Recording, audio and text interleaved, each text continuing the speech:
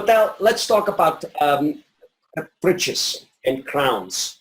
And maybe let's talk a little bit about how bridges and crowns versus implants and why sometimes one is better than the other one. Give us some of the basic underlying reasons for it so that we kind of know what we're dealing with and why. Absolutely. Well, crowns and bridges are basically treatments that have been around for many years. They're the most common form of treatment as well. And recently, in the last 10 years, dental implants have kind of taken over because there's just plenty of advantages to it. A crown is essentially a covering. A porcelain with a substructure, either a metal, nowadays it's zirconia, which is one of the best substructures of a crown. It's basically a covering that covers a single tooth. A bridge is essentially a series of crowns that are connected to one another to replacing a missing tooth. So if, for example, if I was missing my front tooth here, I would go ahead and put a crown on the tooth to the left of it. I would put a crown on a tooth to the right of it, and then I would place a fake tooth in the middle, which is connected to the two. In essence, it's like putting a fence out in the yard. I need two posts to hold that fence in place. So bridges technically have been around for many years in replacing missing teeth. It is a quicker way than dental implants, but it is definitely not a longer lasting procedure than dental implants.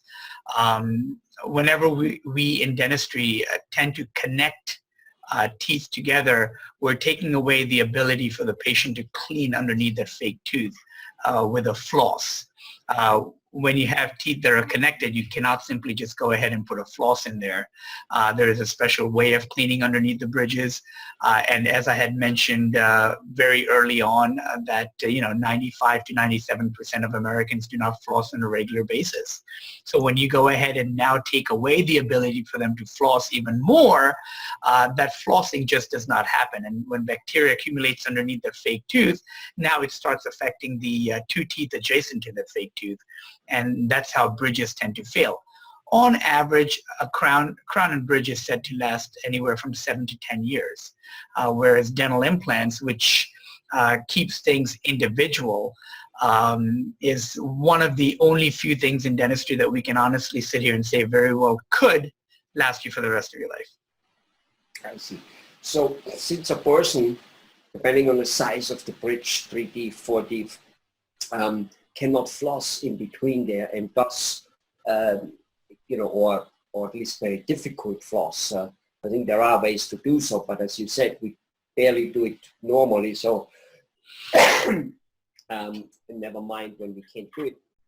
Should such a person go more often to the dentist so that can the dentist do something which clean underneath here, which the patient himself cannot do so easy? Well, yeah, bridges come in all different shapes and sizes. The smallest bridge is basically a 3-unit bridge, which replaces one missing tooth with the 2 adjacent teeth. And bridges can go all the way up to 14 teeth, which is known as a roundhouse.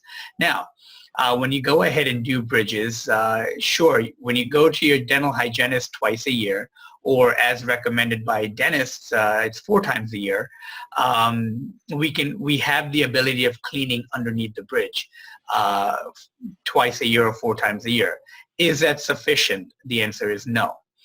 This cleaning of bacteria below the bridge should occur on a daily basis because now you're in a higher caries index according to the American Dental Association. A caries index basically is an index which says how much prone you are to having decay or a cavity in your mouth. When you get to the larger bridges, your caries index is higher. Therefore, getting this cleaned at home is extremely important. On a daily basis is even more so important than just simply having your dental provider clean it twice a year or 4 times a year. Got it. Okay. Well, thank you very much. Thank you.